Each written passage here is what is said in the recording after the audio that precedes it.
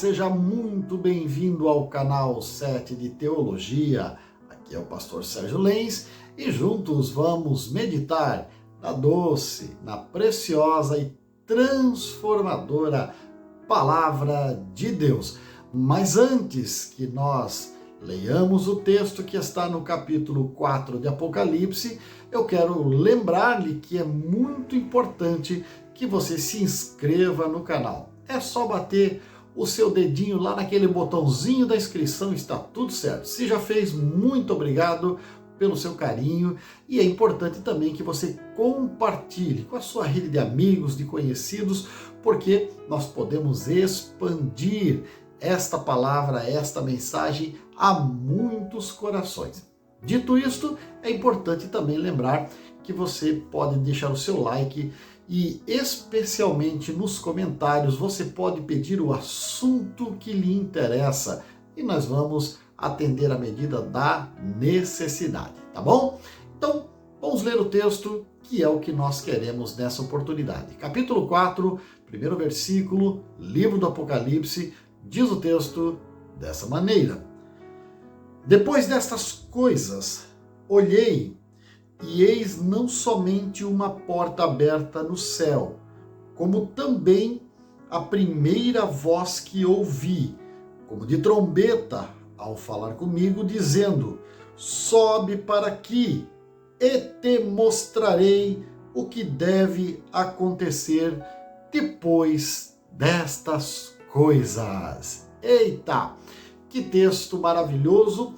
Como já dissemos em um vídeo anterior, é importante lembrarmos que o livro do Apocalipse está dividido em coisas que estavam acontecendo nos dias de João, e aí nós temos o capítulo 1, capítulo 2 e capítulo 3 de Apocalipse, aquilo que estava acontecendo, mas de maneira paralela nos céus, capítulo 4 e capítulo 5, e por isso é chamado de capítulos parentéticos. E depois as coisas que haveriam de acontecer, como disse, de maneira elástica ao longo do tempo, mas também de maneira fundamentalmente precisa no momento em que Deus determinar que assim aconteça. Vamos pensar no texto? Sobe para aqui e te mostrarei o que deve acontecer depois destas coisas. Olha, Deus não estava brincando com João quando diz que haveria de revelar acontecimentos futuros. O intuito de Deus não é nos transformar em autômatos, em robôs que vão trabalhar dentro daquilo que está prescrito ipsis literis o tempo inteiro, como seguindo uma cartilha passo a passo do que se deve fazer. Não, Deus não quer isso para mim nem para você. O que ele deseja é que nós aprendamos a amá-lo e, por amá-lo, venhamos a obedecê-lo. E obedecê-lo só tem uma maneira de fazer, que é observando a sua palavra. É claro que na palavra de Deus vão conter textos que dizem respeito a culturas específicas, a povos que já viveram entre nós, que mantinham suas tradições por gerações que hoje não fazem mais sentido. Então, existem textos naturalmente que você não pode aplicá-los na nossa realidade, mas moralmente falando, existem textos que atravessam as gerações. Eles estão muito além daquilo que nós entendemos como sendo uma cultura local.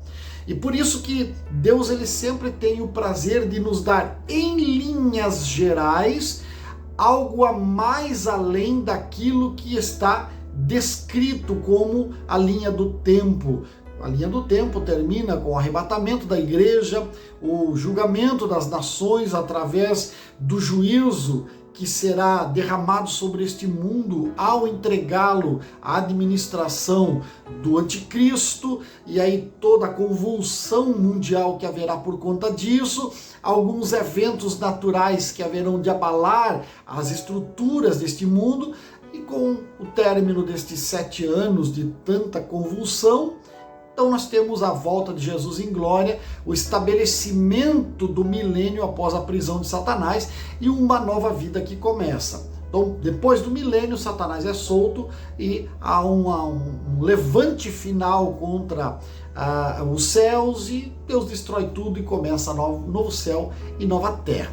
Mas até chegarmos lá, Deus ele tem o prazer de, através destas visões que nós encontramos aqui no livro do Apocalipse, nos dar algumas verdades, algumas revelações que são verdades para o nosso conhecimento. E eu destaquei algumas verdades preciosas que extraímos a partir do que está escrito nestes primeiros 5 capítulos do livro do Apocalipse. Poderíamos incluir todo o livro. Então, uma das verdades preciosas é que Deus jamais fará algo grandioso em termos de eventos sem avisar antes aos seus servos.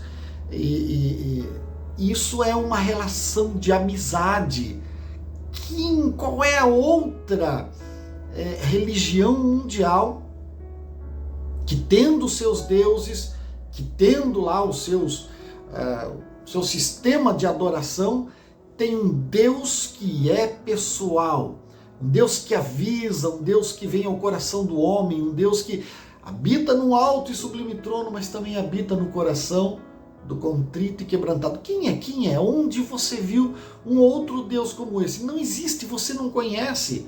E é por isso que a primeira verdade que nós encontramos aqui é que Deus não fará nada sem avisar os seus servos. Uma segunda verdade que eu destaquei nesse texto é que nada nunca fugiu, nem nada nunca fugirá do controle absoluto de Deus.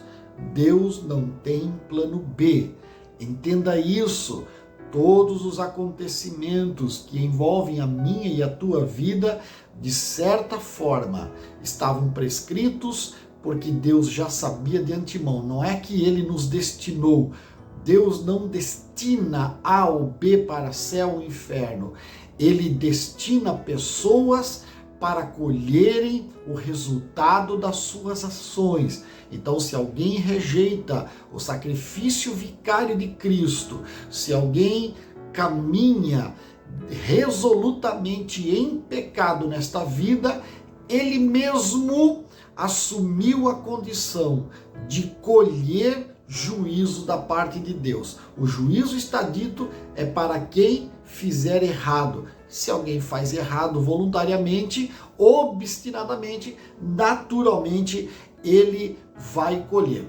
Agora tem uma terceira verdade que me chama muita atenção, e eu acho até poética essa verdade. Aqui dos céus, Deus contempla tudo o que acontece na terra. Quantas vezes você já se perguntou e já disse ao seu coração: parece que Deus nos esqueceu? As injustiças sociais, as mazelas humanas, a degradação moral, a destruição. Onde é que está Deus? Onde está Deus? Essa é uma pergunta que os filósofos têm feito ao longo dos séculos. Mas perceba, dos céus, e isso o livro do Apocalipse nos traz assim de uma maneira escancarada para ninguém ficar em dúvida. Dos céus, tudo Deus contempla. Ele sabe todas as coisas, ele está vendo tudo, ele sabe tudo o que acontece aqui. E pode ter certeza, não há computador nessa terra, por mais avançado que seja a sua tecnologia, que consiga armazenar informações como as informações que o nosso Deus possui acerca da minha e da tua vida. Todos os nossos detalhes.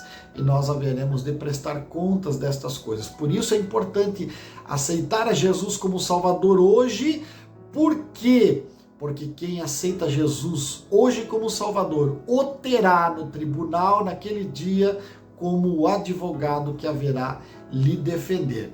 Pois bem, a quarta verdade que eu encontro nesse texto é que todas as coisas que acontecem aqui na Terra, as coisas grandes, os grandes eventos, eles foram calculados meticulosamente, de maneira criteriosa na eternidade. A própria formação do homem, ela foi calculada na eternidade e foi concebida aqui no nosso planeta, na nossa Terra. E se Deus, ele está olhando para todos os fatos, para todos os acontecimentos, e os grandes atos mundiais estão dentro dos cálculos e das rotas traçadas pelas suas mãos. Ei, você acha que ele não vai cuidar de você? Deus está cuidando de você e de mim. Ele sabe todas as coisas. As pessoas dizem: oh, Deus nos abandonou. Não, Deus não abandona. Ele sabe todas as coisas. E aí, a quinta e última verdade, porque estamos chegando ao fim deste encontro, é que o homem está tateando em busca do futuro. As pessoas buscam na astrologia, as pessoas buscam na necromancia, as pessoas buscam em outras formas religiosas de tentar adivinhar o futuro, mas para Deus, a eternidade, que é o local da onde ele se locomove, é um tempo presente.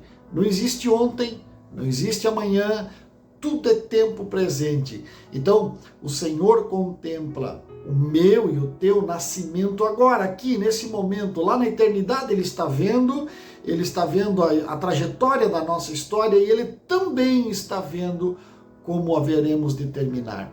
Por isso é importante que nós entendamos, quando o apóstolo João recebe esta ordem, sobe para aqui que eu vou te mostrar as coisas que vão acontecer. Ele está dizendo: João, senta aqui do meu lado, pega um baldinho de pipoca e vamos assistir aquilo que eu vejo de maneira natural. Para ti vai ser eventos futuros cataclísmicos e terríveis, mas aos meus olhos tudo está planejado, tudo está sob o meu controle, tudo está sob o meu comando. Eu nunca perdi o controle de nada. Por isso, eu sempre digo, continue confiando em Deus, afinal de contas, ele ainda é o maior, o melhor e o mais fiel companheiro. Então, pode confiar nele, que ele não vai perder o controle também da situação da sua vida. Um forte abraço, até o próximo vídeo, eu te encontro lá.